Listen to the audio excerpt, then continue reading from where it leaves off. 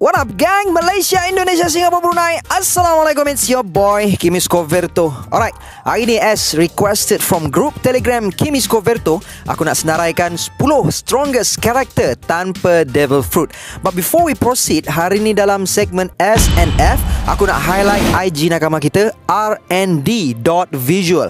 RND Visual menyediakan perkhidmatan reka bentuk grafik dan percetakan grafik. RND Visual mempunyai kepakaran dalam merancang semua reka bentuk logo, stiker, business card, label, wedding card dan banyak lagi. Dengan RND Visual ni, korang boleh dapat harga serendah RM50 untuk desain logo korang. So bagi korang yang tercari-cari pereka desain untuk produk korang dengan harga yang berpatutan dan kualiti yang mantap, korang bolehlah visit IG rnd.visual. Ada pelbagai contoh desain logo yang menarik dan apa yang menariknya lagi, RND Visual sekarang tengah menawarkan harga promosi bagi setiap tempahan logo korang bulan ini. Akan mendapat harga special kau serendah RM35 untuk satu logo. Harga promosi special ini sampai 31 Disember ini sahaja tau. What are you waiting for guys? Segera hubungi atau for more information korang boleh direct PM dan follow IG rnd.visual. Alright, link IG dan WhatsApp aku tinggalkan kat bawah. Alright, let's proceed with the content. Tapi sebelum itu, kepada korang yang belum lagi subscribe channel aku harap korang dapat subscribe dan menekan bell notification button so that korang tak ketinggalan video-video dari aku. Follow IG Kimis Coverto so that korang dapat update terkini dari aku. Join group Telegram Coverto Fleets untuk berpeluang memenangi hadiah giveaway setiap bulan. 5 pemenang akan dipilih every month. Ayo kita jadikan channel ini setanding dengan channel-channel teori yang ada di seluruh dunia. Say with me guys, Ikutu Yarudama. Nescafe, di mana jua Nescafe, tiap masa di mana saja nikmati bersama. As we know, Devil Fruit merupakan sesuatu power up kepada pemakannya. Ia menganugerahkan sesuatu kuasa atau peningkatan dalam kekuatan seseorang. Terdapat pelbagai jenis Devil Fruit dalam dunia One Piece, Logia, Paramecia dan Zoan. So kalau korang nak tahu jenis-jenis Devil Fruit ni, korang boleh tengok video aku sebelum ni yang menerangkan tentang Devil Fruit dengan panjang lebarnya. Link video tu aku tinggalkan kat ruangan description kat bawah. Okay? Alright, walaupun begitu, terdapat juga segelintir atau sebahagian karakter dalam dunia One Piece yang tidak pun memakan Devil Fruit, tapi kekuatan mereka sangat-sangatlah menggerunkan dan keberadaan mereka amat-amatlah disegani. Baik, jom kita mulakan menyusun senarai pahlawan kita. Di tangga yang ke-10 dihuni oleh one of Mugiwara Grand Fleet, Mugiwara First Division Commander, the beautiful pirate warrior, none other than Mr. Cavendish. Yes, I know maybe some of you might not agree, but in my point of views, Cavendish layak untuk disenaraikan dalam carta ini.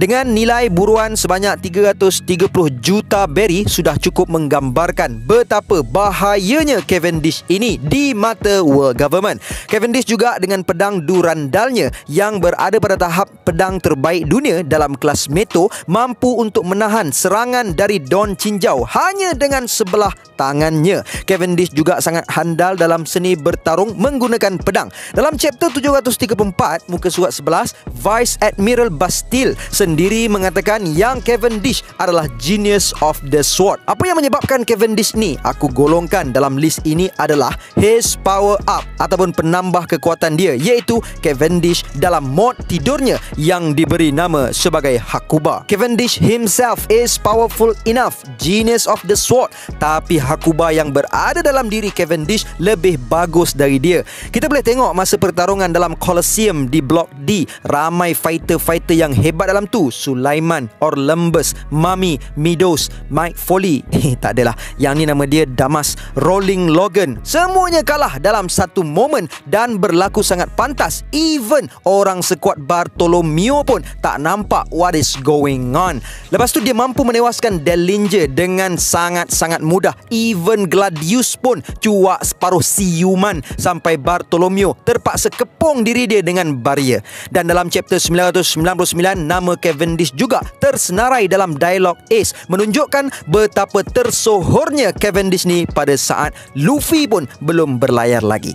Di tangga yang ke-9, tak lain dan tak bukan dari pasukan The Nine Red Scabbard, The Double Trouble, The Ruler of the Day and Night, Nekomamushi and Inuarashi. Neko dan Inu adalah pengikut yang taat untuk Kozuki Oden dan mereka berdua lah antara pengawal peribadinya bersama-sama Red Scabbard yang lain. Mereka sempat travel bersama-sama Whitebeard dan Roger suatu masa dahulu, berbekalkan pengalaman dan latihan yang mereka perolehi. Kedua-dua mereka ini dilihat cukup handal dalam menumpaskan salah seorang daripada Komander Kaido, iaitu Jack the Drought. Seperti Cavendish, dua pahlawan Minx ini juga selain memiliki kegarcuan dan kemesraan alami seekor anjing dan kucing, tersembunyi dalam diri mereka satu identiti yang apabila diaktifkan, kekuatan dan ketangkasan mereka akan meningkat berganda-ganda, iaitu sebuah transformation yang dikenali sebagai sulong. Seperti yang kita boleh tengok sebelum ni, Artificial Ancient Giant atau The Numbers yang bernama Nangi dan Jack sendiri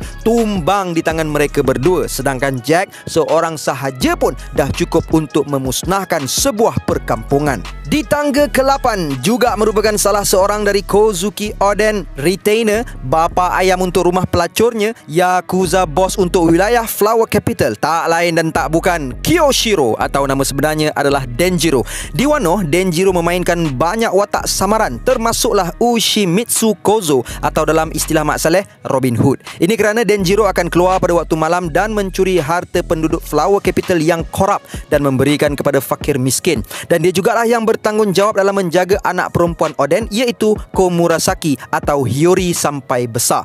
Jadi dengan huraian di atas sahaja pun, kita telah sedia maklum bahawa Denjiro cukup handal dalam mengatur strategi dan intelligence. Kehandalan bertarung Kyoshiro ini kita dapat lihat apabila dia mampu menahan serangan Nitoryu milik Zoro. Kalau sebelum ni kita dapat saksikan kehandalan Mihawk dan Zoro membelah kapal perang, dalam Wano Arc, Denjiro juga mampu membelah sebuah battleship Beast Pirates dengan mudah dan dia jugalah merupakan antara the last man standing antara the Red Scabbard yang lain semasa menentang Kaido.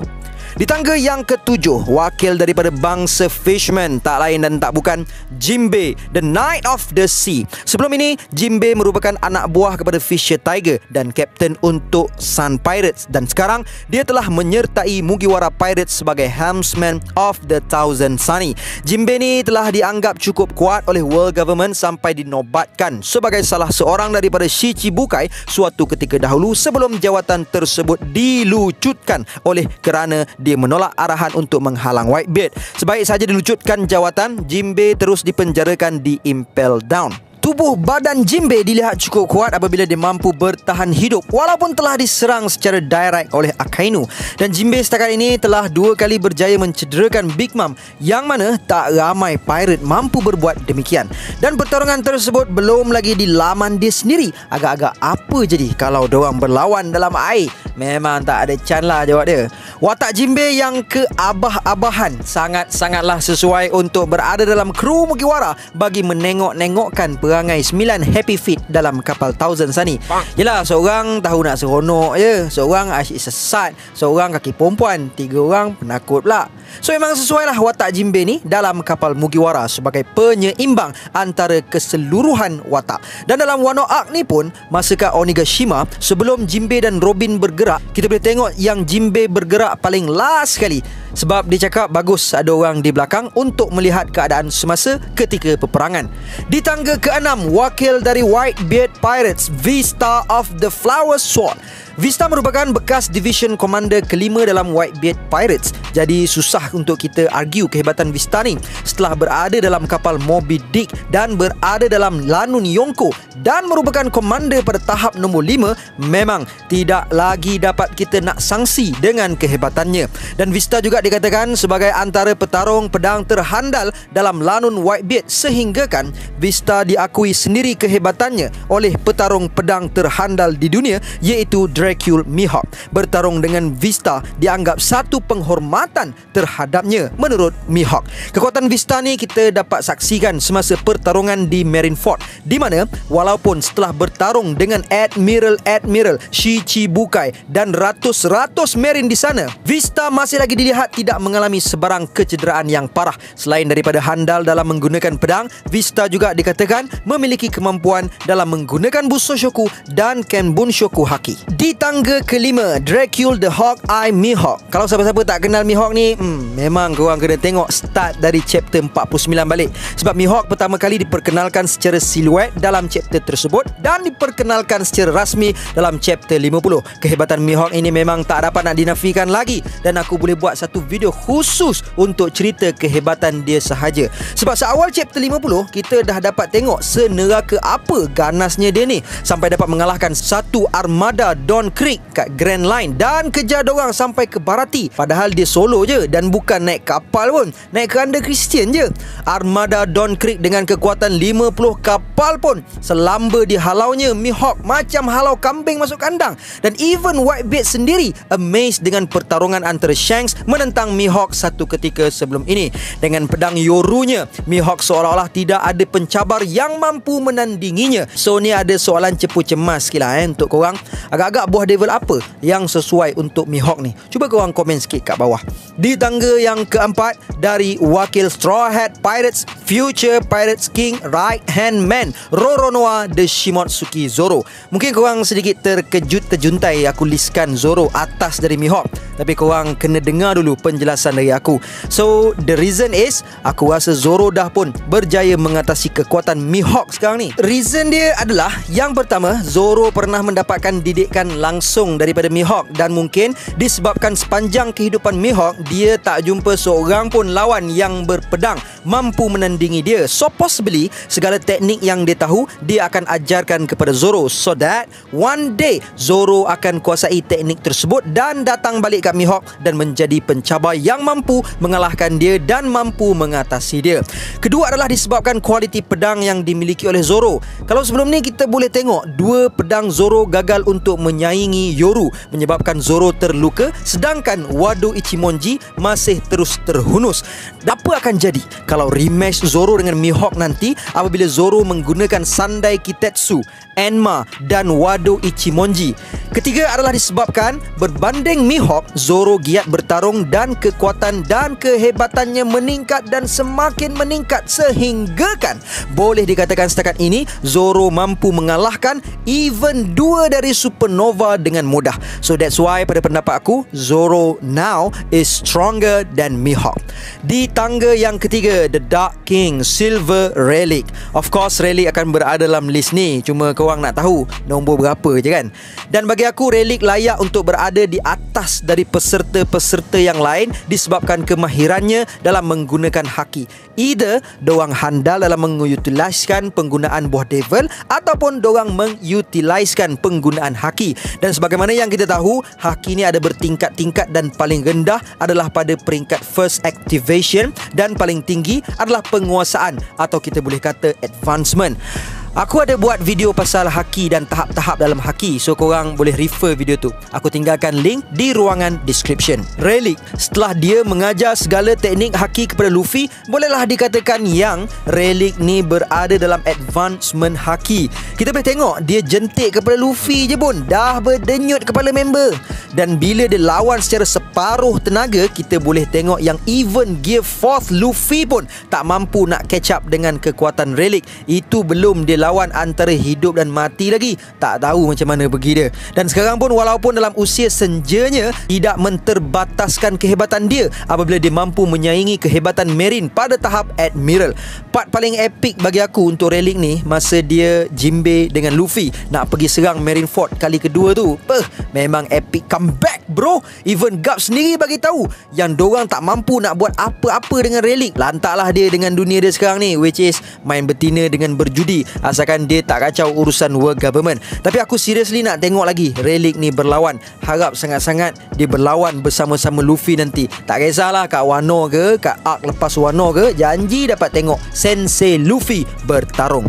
Di tangga yang kedua, Monkey D. Garp. Sebenarnya to be honest, aku rasa macam Rayleigh dengan Garp ni sama-sama kuat. Tapi bila fikir-fikir balik, sebelum ni Roger ada bagi tahu yang sebelum ni Garp dengan Roger pernah bertarung beberapa kali dan hampir-hampir berbunuhan antara satu sama lain beberapa kali. So kat sini menunjukkan jurang kekuatan antara Roger dan Garp dengan Rayleigh. Dan aku highly convinced kalau Sengoku tak halang Garp masa Akainu bunuh Ace sebelum ni, Akainu mesti akan mati. Yes, aku agree usia memang memainkan peranan yang penting dalam sesuatu pertarungan, dan sebab tu aku yakin yang Garp mampu untuk mengalahkan Akainu disebabkan pengalaman. Masa kat God Valley, aku yakin bersepah-sepah lanun kat situ dengan buah devil pelik-pelik. Kekuatan dan ketahanan badan memang akan memihak kepada golongan muda, tapi pengalaman dan bijak membaca gerakan lawan dan kelemahan musuh akan sentiasa memihak kepada golongan senior citizen. Kita boleh tengok masa Whitebeard lawan Blackbeard, padahal masa tu berapa biji bom, peluru, pedang yang dah hinggap kat badan Whitebeard, tak masuk serangan-serangan ganas-ganas dari Admiral Marine lagi. Itu pun Blackbeard tak mampu nak kalahkan Whitebeard, dan Whitebeard dengan pantas dapat membaca kelemahan Blackbeard. Nasib baik masa tu usia Whitebeard dah di penghujungnya saja. Kalau tak, memang hilang gigi tinggal gusi lah member. Di tangga pertama tak lain dan tak bukan The Red Hat, Shanks. Yes, Shanks berada di tangga pertama dan memang selayaknya pun. Satu, pasal disabilities dia. Yelah, kau tengoklah Yonko-Yonko yang lain, semuanya sempurna tu badan dorang, kecuali Blackbeard lah, gigi dia rongak. But still, he managed to retain gelaran dia sebagai Yonko. Dan sebab apa aku letak Shanks ni atas dari Rayleigh dan Garp sendiri adalah faktor usia. Yes, aku tahu yang Shanks lebih muda berbanding Rayleigh dan Garp, but then Shanks ni dah jadi apprentice dalam kapal Roger sejak umur 9 tahun lagi. So dia membesar bersama-sama Lanun yang big shot, Lanun yang sangat-sangat kuat. Okey, korang boleh bayangkan tak betapa geniusnya Shanks semasa dalam pertarungan dalam skala mikro? Sebab sedangkan dalam skala makro ataupun pada skala besar, Shanks ni cukup cekap. Satu, kita tengok masa dia stop Kaido yang masih misteri sampai sekarang. Kita pun tak tahu macam mana dia stop Kaido. Kedua, masa dia stop Marineford War. Ketiga, masa dia cuba pujuk Whitebeard untuk stop Ace. Macam aku cakap pasal Jinbei tadi, dia nampak matang dalam ilmu peperangan pasal dia je yang perasan keperluan untuk seseorang melihat gambaran penuh dan keadaan semasa ketika peperangan. Tapi Shanks ni, dia seolah-olah dapat meramal apa yang akan berlaku. Macam dia jumpa Whitebeard, dia seolah-olah dah tahu yang perang dunia akan berlaku kalau Ace pergi kejar Blackbeard, dan seolah-olah dia tahu yang dunia akan musnah kalau dibiar Kaido sampai ke Marineford. Dan tengok apa yang dia cakap kat Kobe lepas dia hentikan Akainu. Dia cakap, tindakan berani kau ni telah mengubah nasib seluruh dunia. Dia seolah-olah macam, kalau Katakuri ada future sight, tapi Shanks ni dia lebih advance dari Katakuri. Shanks bukan lagi pada tahap future sight, tapi Kenbun Shokuhaki Shanks adalah pada tahap destiny sight. So guys, that's all I have untuk perkongsian kali ni. So korang boleh tinggalkan komen di bawah kalau korang ada pendapat lain. So before I end, sedikit renungan untuk dunia. Kita lihatlah orang yang paling rendah dari kita. Dengan ini akan datang sifat qanaah atau berpada. Maka timbul sifat syukur dan tidak meminta dalam hati kita. Tapi untuk akhirat, kita lihatlah orang yang paling tinggi dari kita. Dengan ini akan datang sifat taqwa dalam hidup kita. And until then my gang, there is no God except Allah. Assalamualaikum warahmatullahi